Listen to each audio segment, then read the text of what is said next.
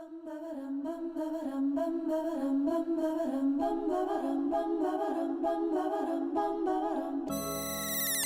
salut à tous et bienvenue dans cette vidéo où je vais vous parler de la possibilité pour vous de pouvoir tester votre marché.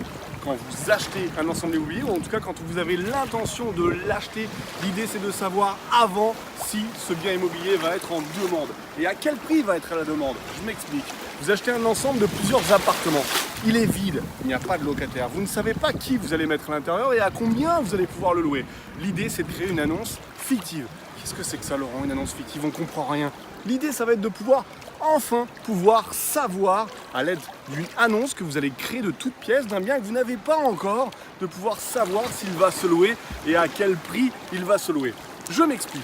Vous allez dans Le Bon Coin, site d'annonce, vous connaissez tous, et vous allez mettre une annonce que vous allez rédiger de façon précise pour enfin pouvoir connaître le prix et savoir si vous avez en face des locataires potentiels.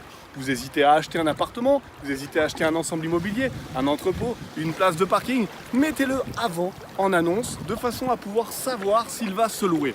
En 1, vous allez mettre dans votre annonce une annonce précise. Qu'est-ce que vous louez exactement? Si vous avez l'intention de louer un appartement avec un très grand salon séjour, avec 3 chambres, avec une salle de bain, n'hésitez pas à détailler l'annonce de façon à leur expliquer qu'ils auront un vaste domaine pour s'amuser, des équipements et surtout des chambres pour pouvoir ensuite dormir de façon tranquille. Mettez vraiment en avant, si vous avez une cave, un garage, une place de parking, un box, n'hésitez pas à le mettre. Ça va être notre première étape. Détaillez bien votre annonce.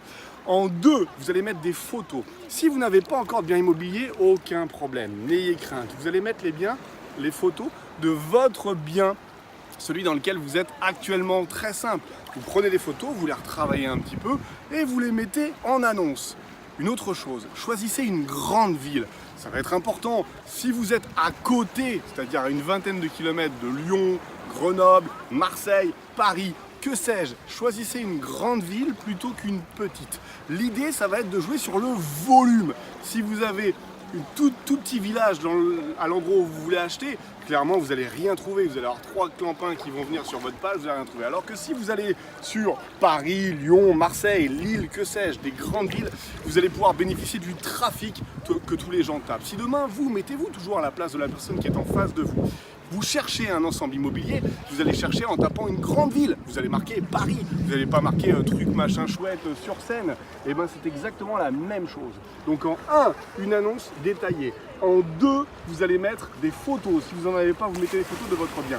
En 3, vous allez mettre une grande ville, celle qui va vous permettre de pouvoir remonter votre annonce, faire en sorte de jouer sur le volume. Enfin, dernière chose, dernier conseil que vous allez devoir mettre en place, mettrez une adresse mail, mais pas une adresse qui soit bidon, celle sur laquelle vous allez pouvoir avoir un maximum de contacts. Pourquoi, Laurent? À quoi ça sert? On n'a pas le mien, tu veux qu'on mette une vraie adresse mail? Ouais, l'idée c'est d'avoir le maximum de demandes de façon à ce que vous imprimiez toutes vos demandes. Rappelez-vous, vous allez acheter, ensuite vous allez défendre votre prêt, vous allez demander un dossier de financement à la banque. L'idée c'est de vous construire déjà un dossier pour rassurer le banquier. Imaginez, vous allez voir le banquier, l'idée c'est de lui dire: bonjour monsieur le banquier, voilà, aujourd'hui moi j'ai un ensemble immobilier, rien n'est loué, mais regardez, j'ai, en plus de tout le dossier qu'on monte ensemble, j'ai en plus déjà des demandes, des gens qui veulent et qui attendent mon feu vert.